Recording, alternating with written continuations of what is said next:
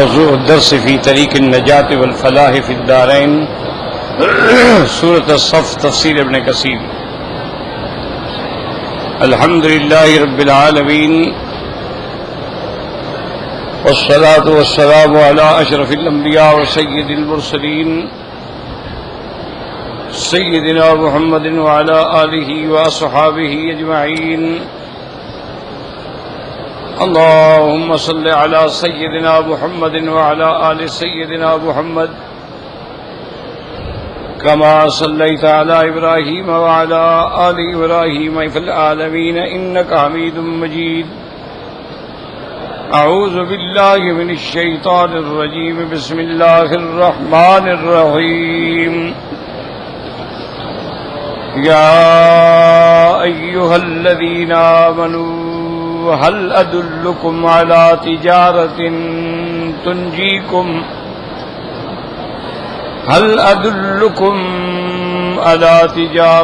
تنجيكم من عذاب عليم.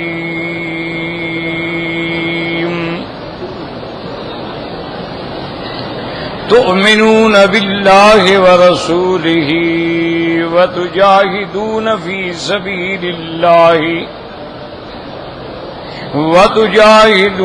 في سبيل الله بأموالكم وأنفسكم ذلكم خير لكم إن كنتم تعلمون. يغفر لكم ذنوبكم ويدخلكم جنات تجري من تحتها الأنهار ومساكن طيبة في جنات عدن ذلك الفوز العظيم. وأخرى تحبونها نصر من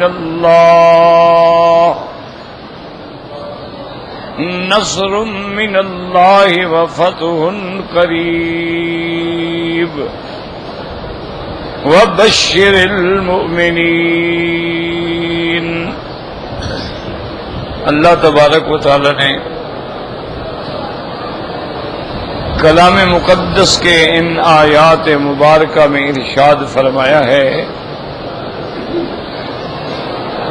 کہ ایمان والو ہم آپ کو بتائیں ایک ایسا تجارت جس کے ذریعے تم نجات پا جاؤ عذاب دردناک سے.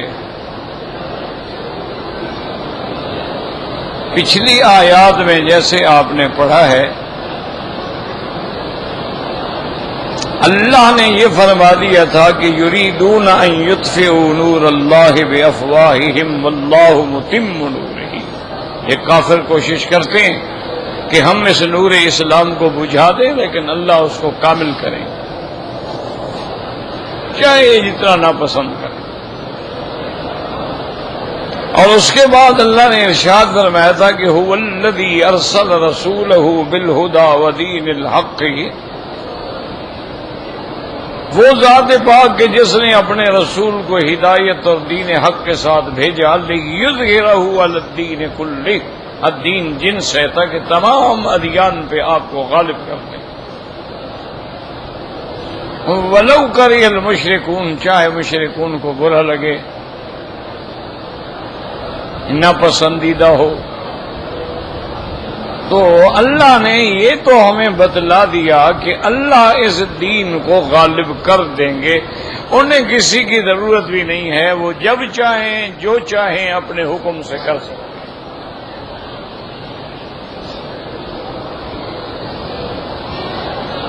لیکن اب اللہ تبارک و تعالی نے رحمت فرمائی کہ بھئی اللہ تو غالب ہے, اللہ اپنے دین کو بھی غالب کر سکتا ہے, لیکن تمہارے ساتھ ہم مہربانی کرتے ہیں, تمہیں ہم ایک تجارت بتاتے ہیں.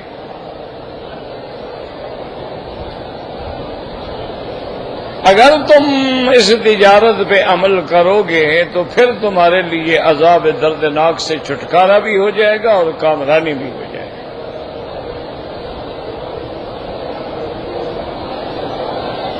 ایک بات یاد رکھیں کہ قرآن مقدس میں ایک اسی جگہ ہے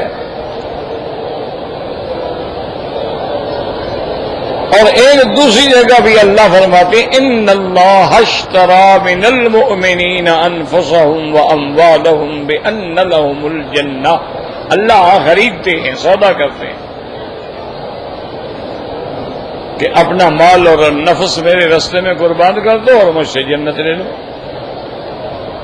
وہاں بھی لفظ اشترا ہے، اشترا خریدتے ہیں۔ تو قرآن پاک نے ہمیں یہ لفظ تجارت کے ساتھ کیوں سبق دیا ہے؟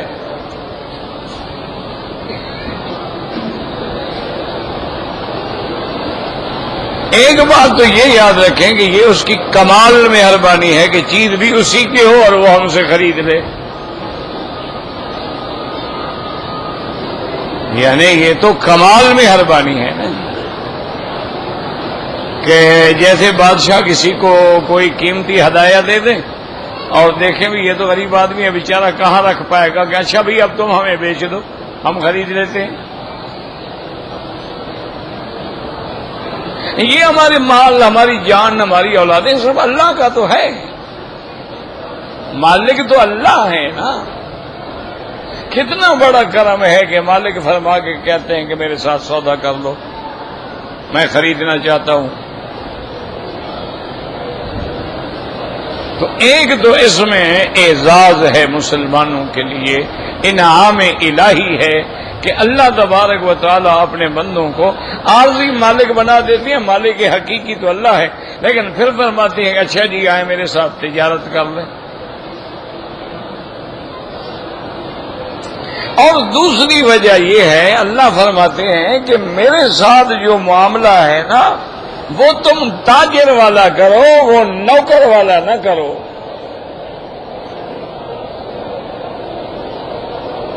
کیا معنی؟ مثلا آپ نے دکان ہے، آپ نے وہاں ملازم رکھے ہیں، ان کی 8 گھنٹے ڈیوٹی،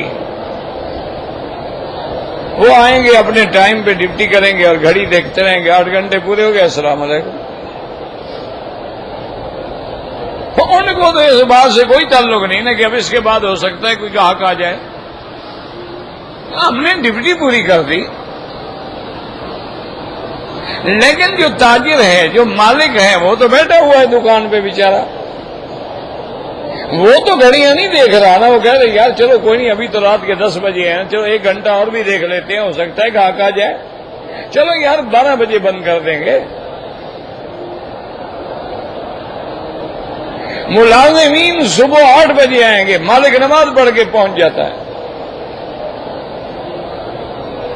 کہ بھائی کیا پتا ہے صبح صبح ہی اللہ پاک کوئی گاہک بھیج دے۔ تو تاجر کو اپنی اس تجارت سے تعلق ہوتا ہے، وہ ٹائم نہیں دیکھتا، وہ پھر پورا وقت لگا دیتا ہے۔ اللہ فرماتے ہیں تم بھی ہمارے ساتھ تجارت والی بات کرو، نوکری والی بات نہ کرو کہ نماز پڑھی، سر سے اتارا، پھینکے اور السلام علیکم جا رہے ہیں جناب۔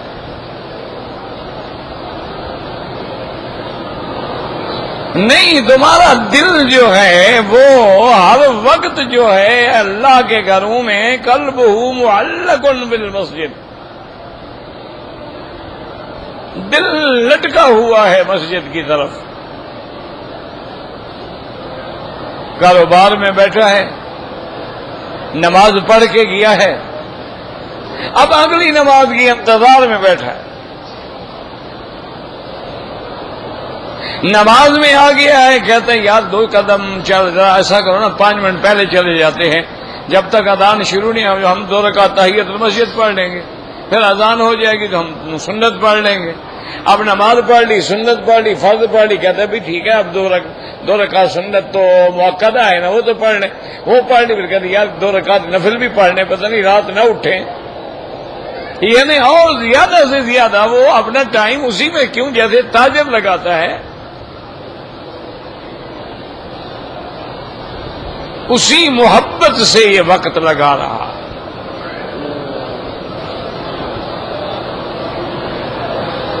جیسے ایک اللہ والے کی خدمت میں ایک بندہ گیا، اس نے کہا کہ حضرت آپ فرماتی ہیں کہ اس کا دل جو ہے وہ مسجد کی طرف لٹکا ہوا ہو، لگا ہوا ہو، اٹکا ہوا ہو، وہ کیسے ہوگا؟ فرمایا جیسے ابھی تمہارا دل کاروبار میں اٹکا ہوا ہے کہ نہیں، بیٹھے ہمارے پاس ہو، سوچ دکان کی رہے ہو، بیٹھے ہمارے ساتھ ہو، مسجد میں بیٹھے ہو، لیکن فکر تمہیں دکان کی ہے کہ یار ملازم نے دکان کھولا کہ نہیں کھولا، کھولا تو کیا ٹھیک ٹھاک صفائی کی، اس کو ٹھیک سیٹ کیا مال کو کہ نہیں کیا، تو تمہارا دل ادھر اٹکا ہوا ہے کہ نہیں؟ اللہ یہی چاہتے ہیں کہ جہاں بیٹھو دل ادھر اٹکا ہوا ہو، اپنے کام کرو، اللہ کام سے منع نہیں کرتے، اللہ کاروبار سے منع نہیں کرتے، اللہ تجارت سے ملازمت سے منع، لیکن وہ کہتے ہیں کہ جو دل ہے نا اس کا تعلق پھر ہمارے ساتھ،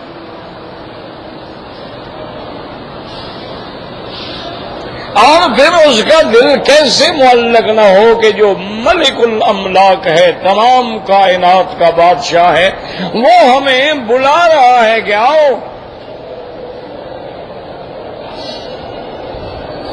5 وقت اذان جو ہو رہی ہے تو اللہ کا منادی بلا رہے ہیں، حی علی الصلاۃ، حی علی الصلاۃ، حی علی الفلاح، تو وہ کتنا خوش نصیب انسان ہے کہ جس کو اللہ 5 دفعہ دن میں بلاتے ہیں۔ تمہیں اپنے والد نے بھی کبھی دن میں 5 دفعہ نہیں بلایا ہوگا،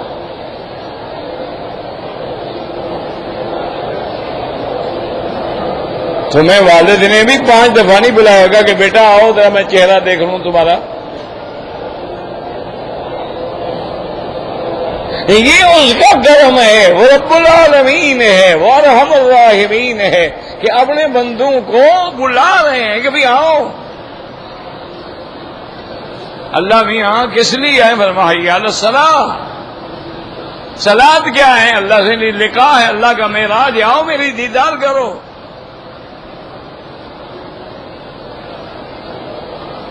اللہ میاں اس کے بعد کیا ہوگا؟ فرمایا حی علی الفلاح، پھر کامیابی ہوگی۔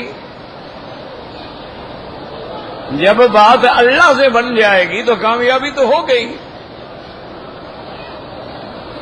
تو اس لیے اللہ نے لفظ تجارت فرمایا کہ ایمان والو حل ادلکم، ہم آپ کو بتائیں، الا تجارت، ایسی شاندار تجارت، تنجیکم من عذاب علیم، تمہیں عذاب دردناک سے نجات دینے والا۔ یاد رکھو کہ 2 چیزیں ہوتی ہیں، ایک کو کہتے ہیں جلب منفعت، ایک کو کہتے ہیں دفع مضرت۔ کیا معنی؟ ایک ہوتا ہے کسی نقصان سے بچنا، ایک ہوتا ہے نفع حاصل کرنا۔ تو اصل چیز تو نقصان سے بچنا ہے، پہلے نقصان سے تو بچو نا، نفع تو بعد میں سوچو گے نا۔ آپ کاروبار کرتے ہیں، کہتے یار کوشش کرو کہ جو راس المال لگایا نا ہم نے وہ تو آ جائے نا واپس، بعد میں دیکھا جائے گا، نفع تھوڑا ہو زیادہ ہو، جو اللہ نے لکھا ہے ہو جائے گا، لیکن جو ہم نے سرمایہ کاری کی ہے، پیسہ لگا، وہ تو واپس آئے ہمارا، نقصان سے تو ہم بچیں۔ تو اس لیے اللہ نے فرمایا کہ بڑی چیز جو ہے نا وہ تو وہی دفع مضرت ہے کہ تم جہنم کے عذاب سے بچو۔ اب وہ تجارت ہے کیا میرا اللہ، ہم کیا کریں؟ فرمایا تؤمنون باللہ، اللہ پر ایمان، ورسولہ، اور اس کے پیغمبر پہ ایمان، وَتُجَاهِدُونَ فِي سَبِيلِ اللَّهِ بِأَمْوَالِكُمْ وَأَنفُسِكُمْ۔ پہلی چیز ایمان ہے، یاد رکھو، ایمان نہ ہو تو کوئی عمل اللہ کو مقبول نہیں ہے۔ عمل تو سارے کرتے ہیں نا، ابو جہل بھی طواف کرتا تھا، حج پڑھتا تھا، لیکن اللہ کو مقبول نہیں ہے۔ مشرکین مکہ بھی بڑے حاجیوں کی خدمتیں کرتے تھے، زمزم پلاتے تھے، خرید کھلاتے تھے، احرام باندھتے تھے، مینا عرفات جاتے تھے، لبیک لبیک کہتے تھے، لیکن مقبول نہیں ہے، اس لیے کہ مشرک ہے، ایمان نہیں ہے۔ بنیاد ہے ایمان، ایمان ہوگا تو عمل ہوگا۔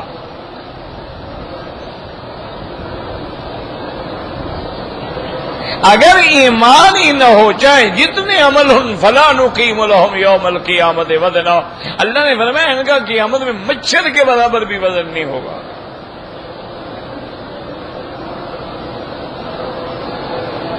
مین چیز کیا؟ من عمل صالحا من ذکر او انثی وہو مؤمن، شرط ایمان۔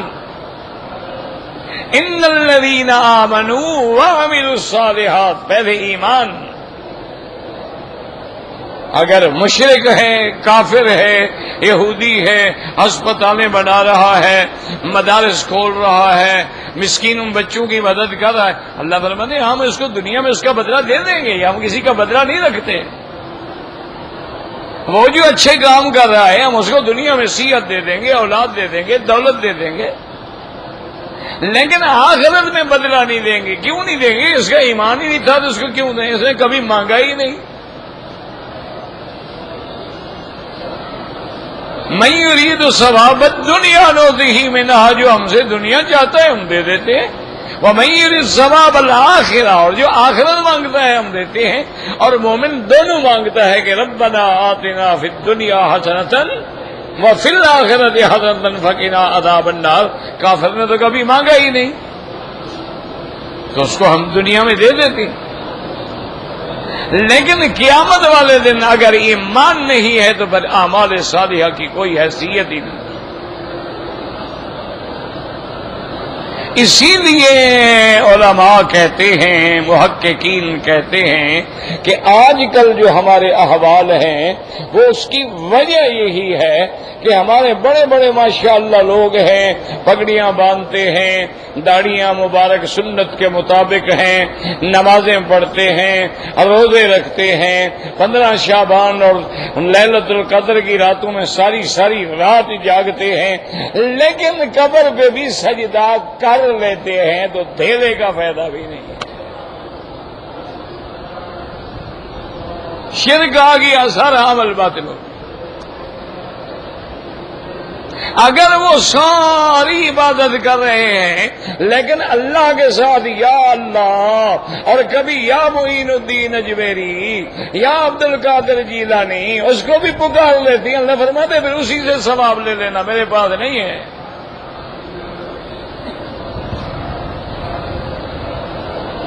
اسی لیے ہمارے اتنی محنت کے بعد اعمال کا کوئی صلہ نہیں ملتا کہ وہ توحید نہیں ہوتی۔ اور اگر ایمان صحیح ہے، حضور پاک نے فرمایا کہ جو صحیح مومن ہے اس نے لیلۃ القدر میں عشاء کی نماز بھی جماعت سے پڑھی ہے، تراویح بھی جماعت سے پڑھی ہے، پھر رات جب جا کے سو گیا ہے، پھر فجر کی نماز بھی جماعت سے پڑھی ہے، فرمایا وہ بہت بڑا حصہ لے گیا ثواب کا۔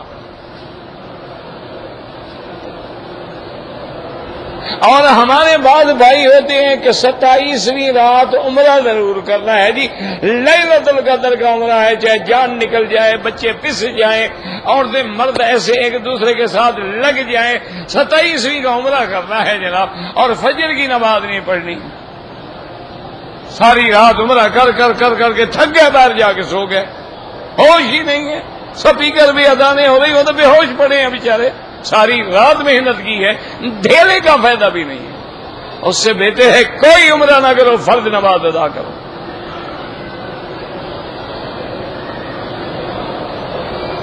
آپ عمرے پہ تشریف لے آئے ہیں ماشاءاللہ، اور اگر آپ نے ایک نماز بھی چھوڑ دی ہے، ایک نماز جان کے چھوڑ دی ہے، سمجھے عمرہ برباد ہو گیا۔ جاتے ہیں ساری رات گپے لگا رہے ہیں، 12 بجے 1 بجے سو جائیں گے، صبح 8 بجے 9 بجے اٹھیں گے، صاحب بہادر ایسے عمرے پہ آنے کی کیا ضرورت تھی جناب؟ اگر تم اللہ کے فرائض، اس سے تو بہتر ہے تم نے آئے پاکستان سے ایک عمرہ کر لیا، اب فرض پڑھتے رہو بس کافی ہے۔ اسی لیے یہاں کے جتنے ہمارے عرب میں رہنے والے لوگ ہیں ماشاءاللہ ان کا اتنا اچھا سلسلہ ہوتا ہے کہ اگر مدینہ منورہ بھی جانا چاہیں فجر کی نماز حرم میں پڑھیں گے، سلام پھیر کے گاڑی میں بیٹھ جائیں گے، ظہر کی نماز جماعت کے ساتھ مدینے میں پڑھیں گے کہ ہماری کوئی جماعت ضائع نہ ہو جائے۔ یا پھر وہ ایسا کرتی ہیں کہ عشاء کی نماز پڑھ کے سکون کے ساتھ نکلیں گے، فجر کی نماز مدینہ منورہ میں پڑھیں کہ ہماری کوئی نماز راستے میں ضائع نہ ہو۔ ان کو نماز کا فکر ہوتا ہے۔ حضور پاک نے رحمت دو جہاں نے تہجد کی نماز جو ہے، سفر جو بڑا لمبا تھا، موقع نہیں تھا اترنے کا، اپنے اونٹ پہ بیٹھے بیٹھے بھی صلاۃ تہجد پڑھی ہے، سواری پہ بیٹھے ہوئے ہیں نماز پڑھنے۔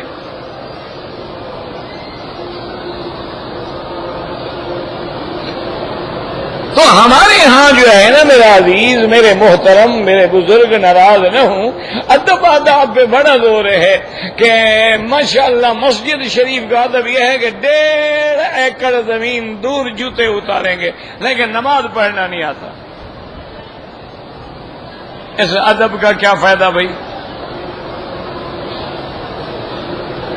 بڑا ادب ہے، اذان ہو رہی ہے، سر کے اوپر 2 من کا گھاس کا گٹھا رکھا ہوا ہے، ہمارا جٹ کھڑا ہو جائے گا، چپ، اذان ہو رہی ہے، چپ۔ اس کو یہ پتہ نہیں اذان ہو تو میں نے کیا کہنا ہے۔ اچھا، اور جب اذان ختم ہو جائے گی گھر چلا جائے گا۔ اذان کا ادب ہے، نماز غائب۔ قرآن کا ادب ہے، ماشاءاللہ چوم چوم کے سینے سے لگا رہے ہیں، غلفوں میں۔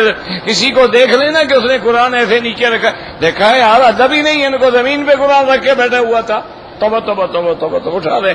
لیکن قرآن میں جو حکم ہے اس پہ کون عمل کرے گا؟ جی دعا کرو بس اس کے لیے۔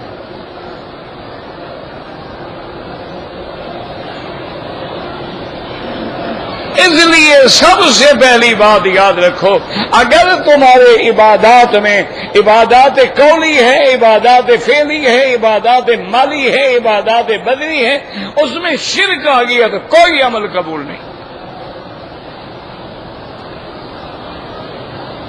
عبادات مالی کا کیا معنی؟ قربانی کرتے ہو، ابھی تم نے عمرے کے لیے پیسہ خرچ کیا ہے، اگر تم یہاں بھی بکریاں قربانی کر رہے ہو، مینا میں بھی قربانی کر رہے ہو، اور ماشاءاللہ علی حجویری کی مزار پہ اور لال شہباز قلندر پہ بھی چڑھا رہے اور بکرے ذبح کر رہے ہو، پھر شرک اس سے بڑا اور کیا ہوتا ہے؟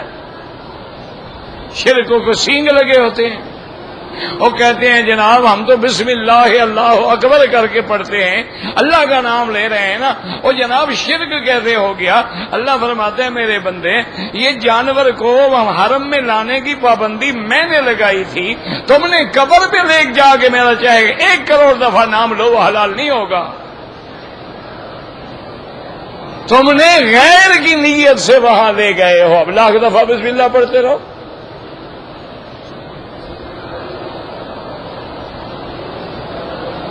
چونکہ جیسے ہادیم بالغ الکعبۃ، قربانیاں میرے لیے کھینچی جاتی ہیں، قربانیاں میرے حرم میں پہنچائی جاتی ہیں، تو اب تم وہاں پہنچا رہے ہو تو مانا تم نے قربانی میں شرک کیا۔ تم نے اللہ کے کعبے کا بھی طواف کیا اور مزار پر بھی طواف کر رہے ہو، ہاتھ بھی باندھا ہوا ہے، الٹے پاؤں بھی چل رہے ہو ماشاءاللہ، جیسے کعبے سے لوگ الٹے پاؤں جاتے ہیں، مزاروں سے بھی الٹے پاؤں جا رہے ہیں، تو پھر فرق کیا ہے تمہارے نزدیک کعبے میں اور مزار میں؟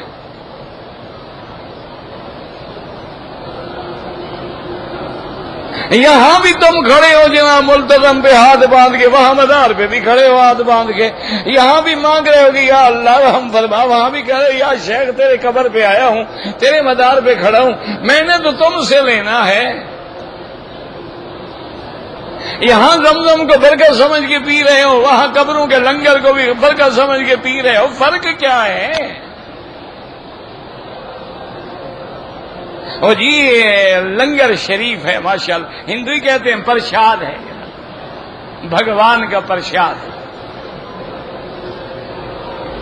انا للہ و انا الیہ راجعون، بس دعا کریں اللہ ہمارے حال پہ رحم فرمائے، اور اللہ ہر کلمے پڑھنے والے کو کلمے کا معنی سمجھا دے۔ یہی وجہ تھی کہ ابو جہل نے کلمہ نہیں پڑھا، وہ جانتا تھا کہ کلمے کا معنی کیا ہے، وہ جانتا تھا کہ اگر میں نے پڑھ لیا تو پھر مجھے عمل کرنا پڑے گا، ورنہ پھر اللہ کو کیوں دھوکہ دیں؟ کافر ہیں بس، نہیں مانتے، آپ کو نہیں مانتے۔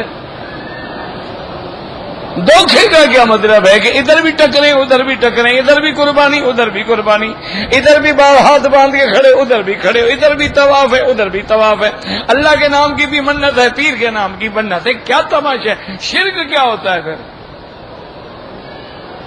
شرک ہی تو ہوتا ہے نا کہ اس کی ذات میں، صفات میں، افعال میں، اقوال میں شریک کیا جائے کسی کو۔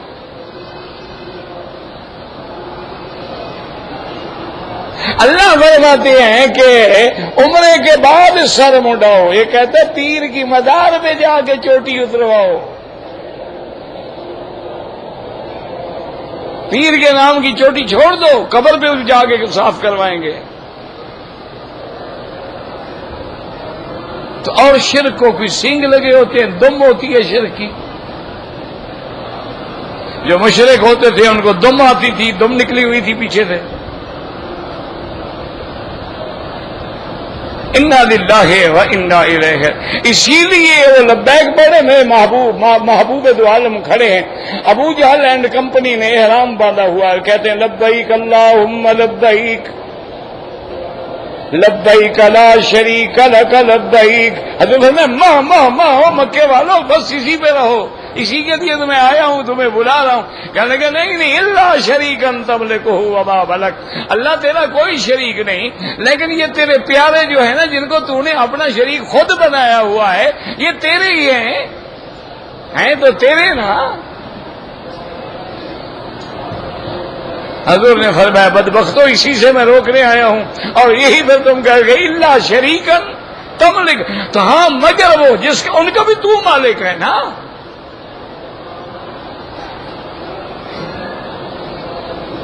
جیسے ہندو بھی تو یہی کہتے ہیں، وہ کہتے ہیں جناب بھگوان پتھر کا نہیں ہوتا، لیکن پتھر تو بھگوان کا ہوتا ہے نا، وہ بھی تو یہی کہتا ہے۔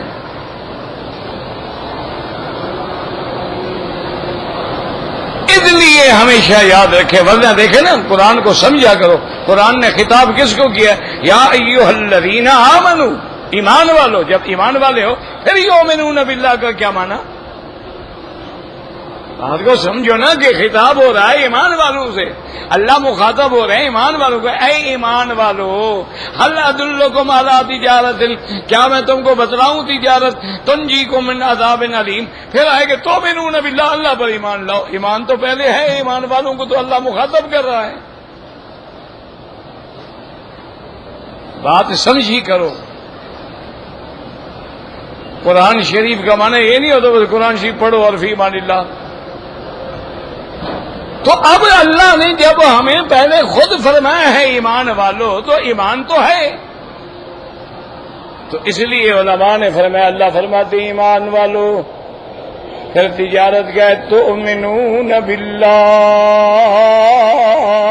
زبانی ایمان نہ ہو، وہ غیروں کو پکارنے والا ایمان نہ ہو، وہ غیروں کے آگے سجدے کرنے والا ایمان نہ ہو، وہ تیرا منافقوں والا ایمان نہ ہو، ظاہر باطن میں فرق والا ایمان نہ ہو۔ ایمان ہو تو پھر خالص ایمان ہو، تؤمنون باللہ، میرا اللہ خالص کا پتہ کیسے چلے گا؟ اللہ نے فرمایا چوری کھانے والے مجنون نہ بنو، آؤ تجاہدون فی سبیل اللہ، اللہ کے راستے میں آگے گردنیں کٹواؤ، پتہ لگ جائے گا تم سچے مومن ہو کہ منافق ہو۔ کھرا کھوٹا نکل آئے گا نا جب امتحان کا وقت آئے گا۔ اور پھر جب حضور احد کی طرف جا رہے ہیں، عبداللہ ابن ابی کا 450 آدمی ساتھ ہے، راستے میں جاتے جاتے کہنے لگا جماعت سے ٹھہر جاؤ۔ انہوں نے کہا کیا بات ہے؟ انہوں نے کہا یہ بڑی غلط بات ہے کہ ہم مدینہ چھوڑ کے باہر نکل جائیں اور دشمن کا باہر مقابلہ کریں۔ بات یہ تھی ہم مدینے کے اندر رہ کے مقابلہ کرتے، دشمن کبھی ہم پہ غالب نہیں آ سکتا تھا، ہمارا شہر تھا، ہمارے پاس کھانے پینے کی چیزیں تھیں، دشمن کب تک محاصرہ کر کے بیٹھتا؟ یہ تو اپنے آپ کو مروانے والی بات ہے، لہذا واپس چلو، ہم جہاد نہیں کرتے۔ اب کھوٹے جو تھے واپس ہو گئے نہیں ہو گئے؟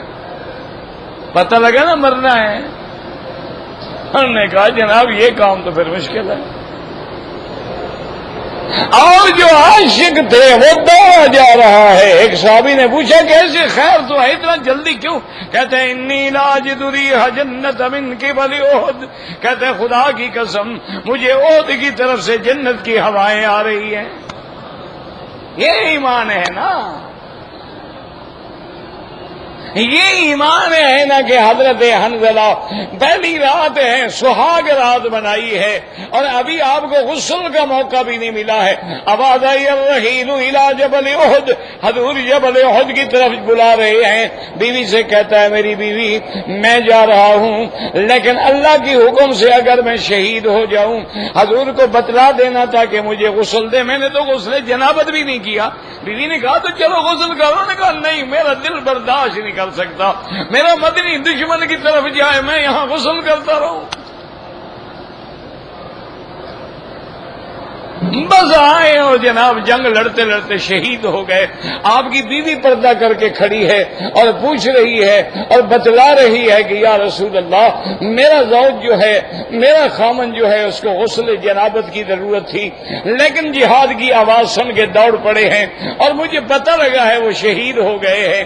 مہربانی کر کے کبھی شہید کو غسل نہیں دیتے نا تو ایسا نہ کہ ان کو ضرور غسل دینا ہے کہ کیونکہ اس کے لیے تو غسل جنابت کی ضرورت ہے. حضور پاک نے فرمایا بیٹی تم کیا کہہ رہی ہو؟ میں آنکھوں سے دیکھ رہا ہوں میرے حنظلہ کو فرشتے غسل دے رہے ہیں.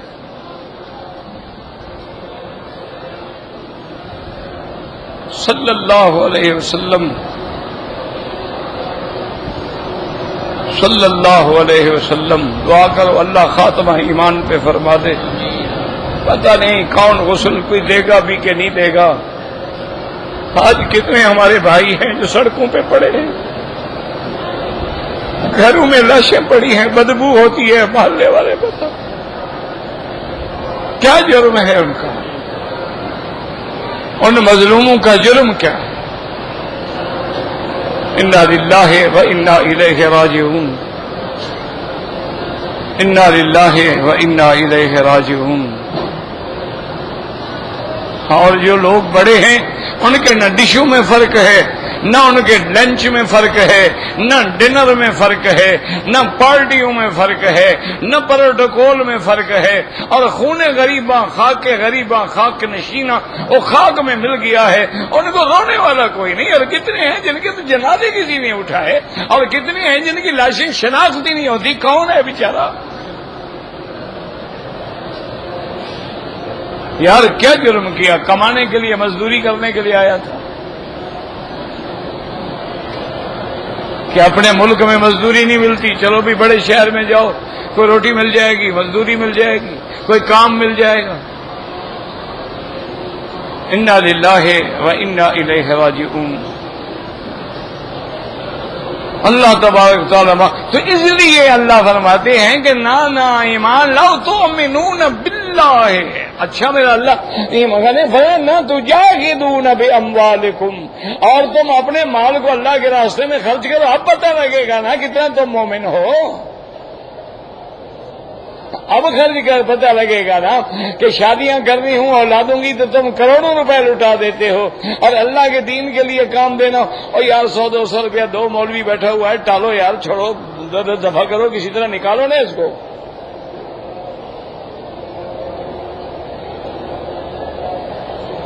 اگر کوئی گورنر بلا لے، کوئی پارٹی کا لیڈر بلا لے کہ پارٹی کے لیے چندہ دو اور جی میرا 50 لاکھ لکھو، مسجد والے بلا لیں ٹھیک ہے جی 50 روپے میرے بھی رکھ لو. یہ نہ سمجھا کرو کہ تم نہیں دے رہے، اللہ تمہارے مال کو قبول ہی نہیں کر رہے. فرماتے ہیں اس منحوس کے مال پہ لعنت بھیجو، اس کا مال حرام ہے وہ حرام والوں کو جا کے دے. یہ تھوڑا ہے کہ ہم نہیں دے رہے، وہ لیتا ہی نہیں، وہ تو غنی ہے اس کو کیا پرواہ ہے. اگر ہم نے کچھ دیا ہے اور قبول ہوا تو مانا حلال تھا. اللہ حلال کے بغیر قبول نہیں کرتے. اس لیے فرما دیا کہ تجارت کرنی ہے تو میرا اللہ وہ تجارت کیا ہوگی؟ فرمایا ہاں بالکل بڑا آسان رستہ ہے کہ تؤمنون باللہ، پہلے اپنا ایمان ٹھیک کرو اور اس کے بعد تجاہدون فی سبیل اللہ، اللہ کے راستے میں جہاد کرو۔ میرا مولا کس سے؟ فرمایا مال سے جہاد کرو۔ اور تم نہیں لڑ سکتے ہو، بوڑھے ہو گئے ہو، مال تو ہے نا، مجاہدین پہ خرچ کرو۔ اچھا، مال کو مقدم کیا، جان کو مؤخر کیا۔ علماء نے لکھا وجہ کیا ہے کہ آدمی جان تو دے دیتا ہے لیکن مال نہیں دیتا، چمڑی دے دیتا ہے دمڑی نہیں دیتا۔ کہتے چمڑی جائے تو جائے پر دمڑی نہ جائے۔ اسی لیے وہ ہمارے ہندی میں ایک مثال ہے نا جی کہ نہ بڑا باپ نہ بڑا بھیا، سب سے بڑا روپیہ۔ اس لیے اللہ کہتے ہیں نہ پہلے چلو پہلے دیکھے مال تو خرچ کرو اللہ کے راستے میں، یا مال ہی نہیں دے سکتے ہو، جان مٹی تو ہو گئے۔ اس لیے فرمایا تجاہدون فی سبیل اللہ باموالکم وانفسکم، اور آگے بتلا دیا بے وقوفو سمجھو ذالکم خیر لکم، یہ تمہارے لیے بہتر ہے، مجھے تو کوئی ضرورت نہیں، نہ مجھے تجارت کی ضرورت ہے، نہ خرید و فروخت کی ضرورت ہے، نہ تیری جان کی ضرورت ہے، نہ تیرے مال کی ضرورت ہے۔ میں تو جبریل کو بھیجوں گا اور ایک چیخ مارے گا پوری قوم ختم، سمود کی قوم ختم ہو گئی۔ میں نے اگر دشمنوں کو مارنا ہے مجھے تمہاری کیا ضرورت ہے، میں تو ابابیل بھیج دوں گا۔ میں نے نمرود کو مارنا ہے کہ مچھر بھیج دوں گا، ادھر سے نکلے گا یہاں جا کے بیٹھ جائے گا، ہر 2 منٹ کے بعد جناب وہ دماغ کو کھولتا ہے۔ اب علاج کیا تھا کہ تھپڑ مارو، تھپڑ والے تھک گئے کہ جی جوتے مارو، جوتے ٹوٹ گئے، ہم نے کہا نئے بناؤ۔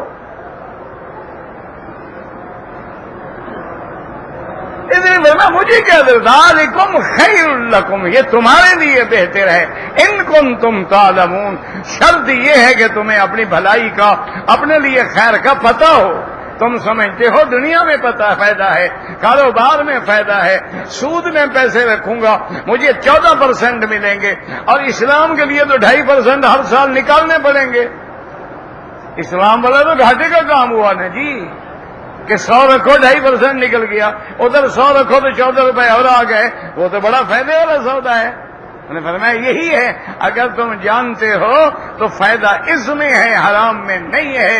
یمحق اللہ الربا، اللہ تبارک و تعالیٰ اس کو مٹا دیتے ہیں اور خیرات کو اللہ بڑھا دیتے ہیں۔ اللہ ہمیں صحیح معنی میں ایمان اور عمل کی توفیق عطا فرمائے۔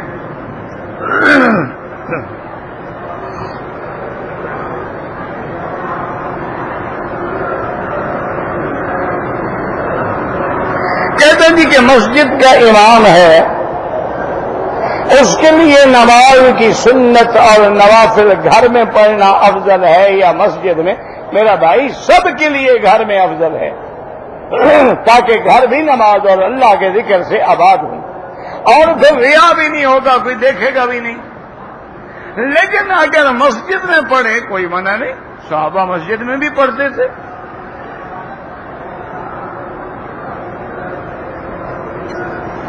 میری والدہ بیمار، اللہم اشفنا واشف مرضانا ومرضى من اوصانا واستوصانا ومرضى المسلمین۔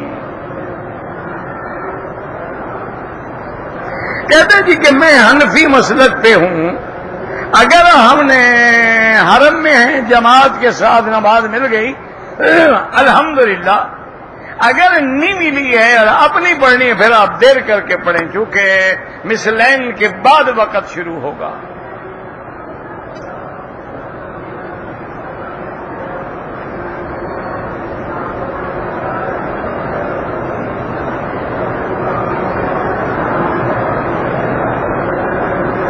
کہتے جی کہ 8 بجے سے 4 بجے تک ہماری ڈیوٹی ہے، اگر آپ مجبور ہیں تو پھر آپ یہی کریں گے نا میرے بھائی کہ 4 بجے سے بھی تو 4:30 پہ جا کے اذان ہوگی، آدھا گھنٹہ تو ہے نا تمہارے پاس، پڑھ لو۔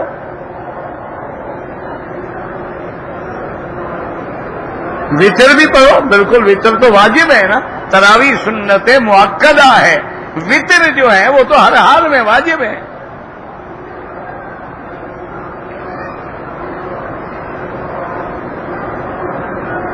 کہتے جی کہ ہمارے ہاں ایک رواج ہے کہ دلہن کی جب رخصتی ہوتی ہے وہ خاوند کے گھر میں آتی ہے تو اس کے کپڑے اور کمرے میں پھول سجاتے ہیں، پھول ڈالتے ہیں، کوئی منع نہیں، کیونکہ خوشبو تو حضور کو بھی پسند ہے. خوشبو جو ہے وہ تو سرکار دو جہاں کو بھی پسند ہے، تو اگر کوئی خوشبو کا اہتمام کیا گیا ہے کوئی بات نہیں.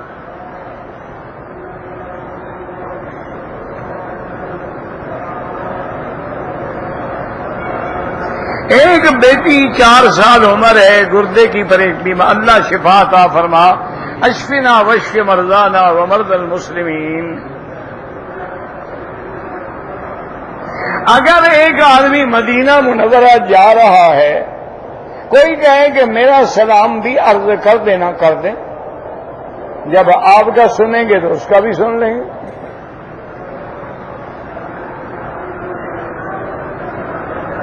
حج تمتع ہے، حج قران ہے، حج افراد ہے. حنفی مسلک میں حج قران افضل ہے. اس کی وجہ یہ ہے کہ حضور پاک کی زندگی مبارک میں فرض ہونے کے بعد ایک حج ہے اور وہ حج آپ کا قران ہے، اس میں تو کوئی شک ہی نہیں نا. باقی امام احمد ابن حنبل رحمت اللہ علیہ فرماتے ہیں کہ تمتع افضل ہے، قران ان کے لیے افضل ہے جن کے پاس قربانی کا جانور ہو.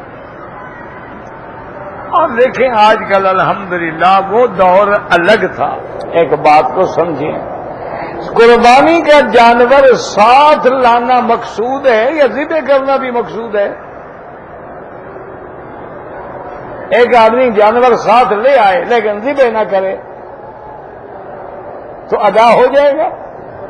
اچھا، ایک آدمی خود لے آئے یا وکیل لے آئے، جیسے یمن سے حضرت علی بھی لے آئے حضور کے لیے قربانی کے جانور.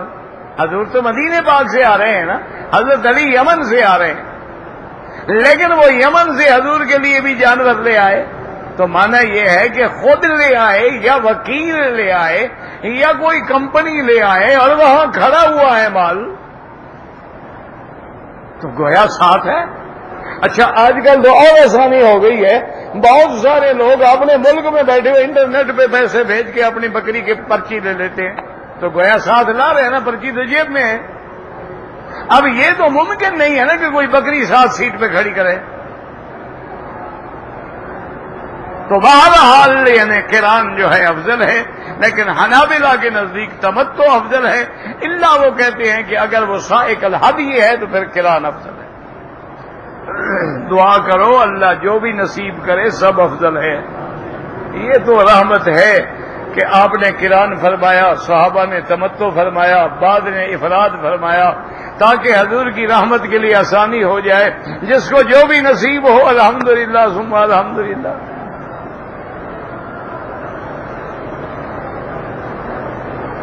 کہتے جی کہ تبلیغ والے جو 4 مہینے لگواتے ہیں اور 1 سال لگواتے ہیں اور پھر بیوی جدا، بچے جدا، ماں باپ جدا، توبہ توبہ توبہ توبہ، اور یہ جو 2 سال کے کنٹریکٹ ویزے پہ آئے ہوئے ہیں یہاں توبہ توبہ توبہ یاد نہیں آتی. بیوی جدا، گھر جدا، 2 سال کے لیے یہاں بیٹھا ہوا ہے. اصل وجہ یہ ہے کہ جب کوئی دین کی بات کرے تو تکلیف ہوتی ہے. دنیا کا معاملہ ہو ان کو کوئی تکلیف نہیں ہوتی، ساری زندگی باہر چلا جائے. بچے باہر پڑھنے نہیں جاتے، 4 سال کے لیے جا رہا ہے جی، کورس کرنے کے لیے جا رہا ہے، 3 سال کے لیے وہاں جا کے ماشاءاللہ کسی میم شیم سے نظر اڑا لیتا ہے، واپس ہی نہیں آتا. اس کے لیے تو کبھی مسئلہ نہیں پوچھا. مسئلہ صرف یہ ہے کہ دین کی بات کیوں کہتے ہیں. انا للہ و انا الیہ راجعون. اللہ ہدایت دے.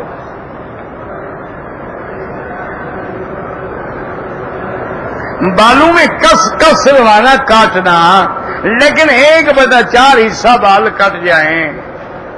اجتباء مانا کندھا نکالنا، پہلے 7 چکروں میں کندھا نکالیں. حرم کے اندر تصویر بالکل ناجائز ہے. کہتے تھے کہ میری بیوی رمضان المبارک میں آ رہی ہے تو کیا میاں بیوی رمضان شریف میں مل سکتے ہیں؟ ورنہ ہر کوئی رمضان میں بیویاں چھوڑ دیتا ہے. کوئی عقل بھی ہے؟ یہ تو قرآن میں ہے. وَإِلَّا لَكُمْ لَيْلَةَ الصِّيَامِ الرَّفَثُ إِلَىٰ نِسَائِكُمْ. اللہ نے فرمایا رات کو میں نے تمہارے لیے حلال کر دیا ہے. بات ختم. یہ تو قرآن کا مسئلہ ہے.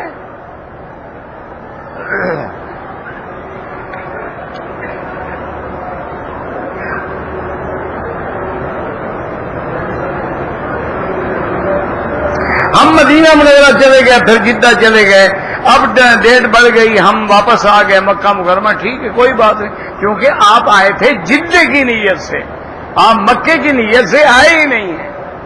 جدے میں آپ کی سیٹیں تاریخ آگے بڑھ گئی، آپ کو مکے آنے کا موقع مل گیا، آپ آ گئے، کوئی بات نہیں.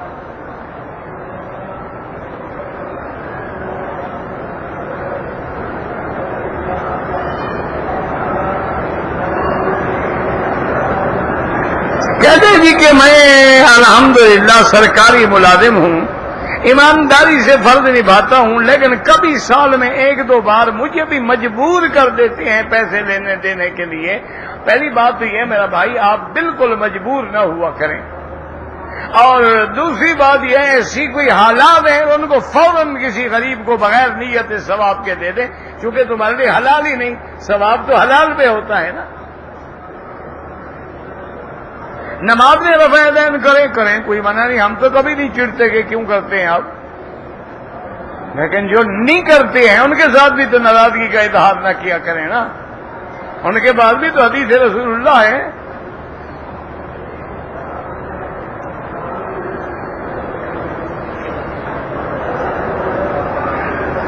آٹھ 7 سال پہلے میرا نکاح ہوا تھا، اب میں وہاں شادی کرنا نہیں چاہتا.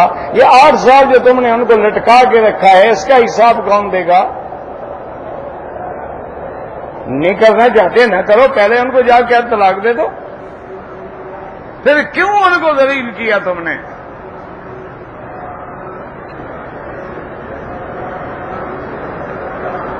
بالکل تبلیغ اللہ کا حکم ہے، رسول کا حکم ہے. اللہ نے حکم دیا ہے کہ کنتم خیر امۃ اخرجت للناس تأمرون بالمعروف وتنہون عن المنکر. میرے مدنی باغ نے حکم دیا ہے کہ بلغوا عنی ولو آیۃ، اگر تمہیں ایک آیت کا ترجمہ بھی آتا ہے تو تبلیغ کرو.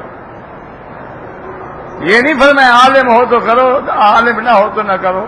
ایک آیت بھی آتی ہو کہ پہنچاؤ.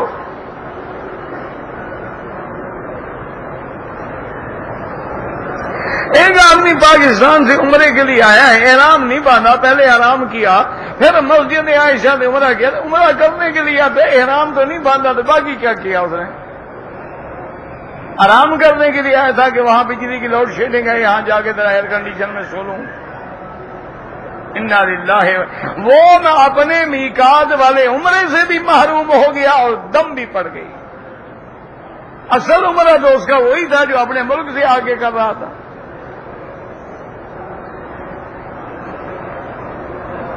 سگریٹ پینے سے وضو ٹوٹ جاتا ہے، حرام چیز ہے، وضو تو نہیں ٹوٹتا ہے لیکن حرام تو ہے نا. پہلے آپ حرام استعمال کر کے پھر نماز پڑھیں گے.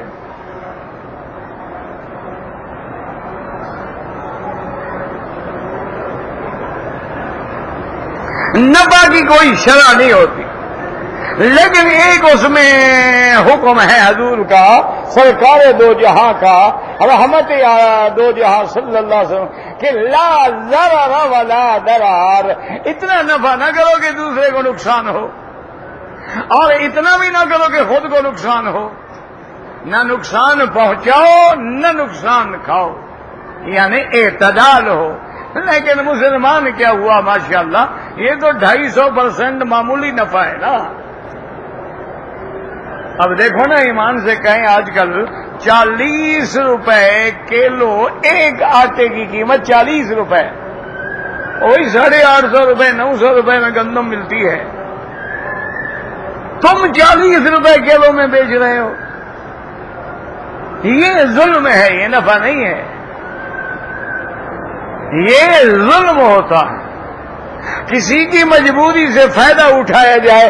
اب وہ غریب ہے, اس نے زمین کاشت کرنی ہے, کھاد چاہیے, بیج چاہیے, وہ کہتا ہے جناب ٹھیک ہے بوری کی قیمت تو ٹھیک ہے 700, لیکن میں تو 1000 لوں گا نا, پیسے مجھے فصل میں دے دینا. یہ ظلم ہے.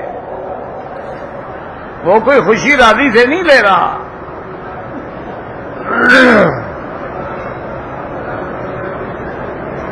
اگر موقع پر کسی چیز پر نفع جو ہے 10% ہے, ادھار میں 50% ملتا ہے, اگر ادھار لینے میں اور آپ کو دینے میں دونوں کا نقصان نہ ہو, آپ نے مجبور کر کے ادھار بیچا ہے, پھر تو حرام ہے. جیسے آڑتی کرتے ہیں, زمیندار کرتے ہیں بڑے بڑے, کہ آؤ جی پیسے لے جاؤ, کھاد کے بھی بیج کے بھی کاشت کرو, فصل والے دن ہم لے لیں گے, لیکن لیں گے کیا 200 کے 600, یہ تو حرام ہے.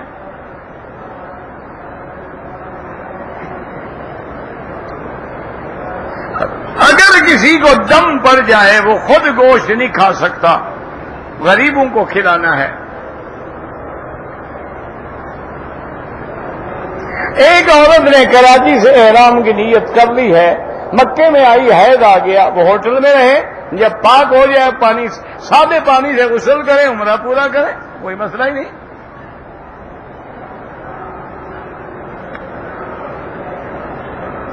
شفاعت کا سوال اللہ سے کریں گے, یا اللہ ہمیں حضور کی شفاعت نصیب فرما. اللہم ارزقنا شفاعت نبیک محمد صلی اللہ علیہ وسلم.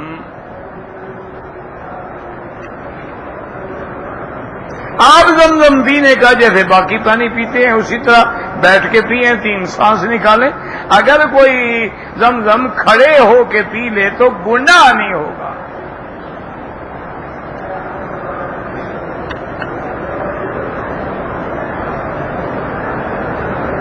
ہم نے اپنے بزرگوں کے لیے جو فوت ہو گئے عمرہ کیا ہے, بال نہیں کٹائے, ماشاء عمرہ ہی نہیں ہوا, پہلے بال کٹاؤ اور دم بھی ادا کرو. جب تک بال نہیں کٹاؤ گے, آپ تو ابھی تک یعنی احرام میں ہیں, چادریں کھولنے کا نام نہیں ہوتا کہ آپ نے احرام کھول دیا. احرام کھولنے کا معنی ہے کہ سر پہ حلق کرائے یا قصر کرائے, اور جب تک تم قصر نہیں کرواؤ گے, بال نہیں منڈواؤ گے, جتنی غلطیاں ہوتی جائیں گی ہر غلطی پہ دم پڑتی جائے گی. ربنا تقبل منا انك انت السميع العليم وتب علينا انك انت التواب الرحيم. اللهم ارحم ضعفنا واجبر كسرنا واجمع شملنا يا ارحم الراحمين. اللهم اصلحنا واصلح بنا واصلح اولادنا واولاد المسلمين. اللهم اصلح شبابنا وشباب المسلمين. اللهم اصلح بناتنا وبنات المسلمين. اللهم اصلح احوالنا واحوال المسلمين. اللهم اصلح ذرياتنا وذريات المسلمين. یا اللہ عالم اسلام پہ اپنی رحمتیں فرما. یا اللہ عالم اسلام سے اپنا عذاب رفع فرما. یا اللہ جو لوگ جو مسلمان جس ملک میں ہیں, عرب میں ہیں, عجم میں ہیں, مشرق میں ہیں, مغرب میں ہیں, یا اللہ ان سب کی جان مال آبرو عزت کی حفاظت فرما. یا اللہ اسلامی ملکوں میں امن قائم فرما. یا اللہ اسلامی ملکوں میں امن قائم فرما. یا اللہ ہمیں کفار کے ہاتھوں سے آزمائش اور فتنہ نہ بنا. یا الہ العالمین ہمیں مانگنا بھی نہیں آتا, بغیر مانگے عطا فرما. ربنا اغفر لنا ذنوبنا وكفر عنا سيئاتنا وتوفنا مع الأبرار. ربنا لا تؤاخذنا إن نسينا واخطأنا. ربنا ولا تحمل علينا إصرا كما حملته على الذين من قبلنا. ربنا ولا تحملنا ما لا طاقة لنا به واعف عنا واغفر لنا وارحمنا أنت مولانا فانصرنا على القوم الكافرين. صلى الله تعالى على خير خلقه سيدنا محمد وعلى آله وصحبه أجمعين.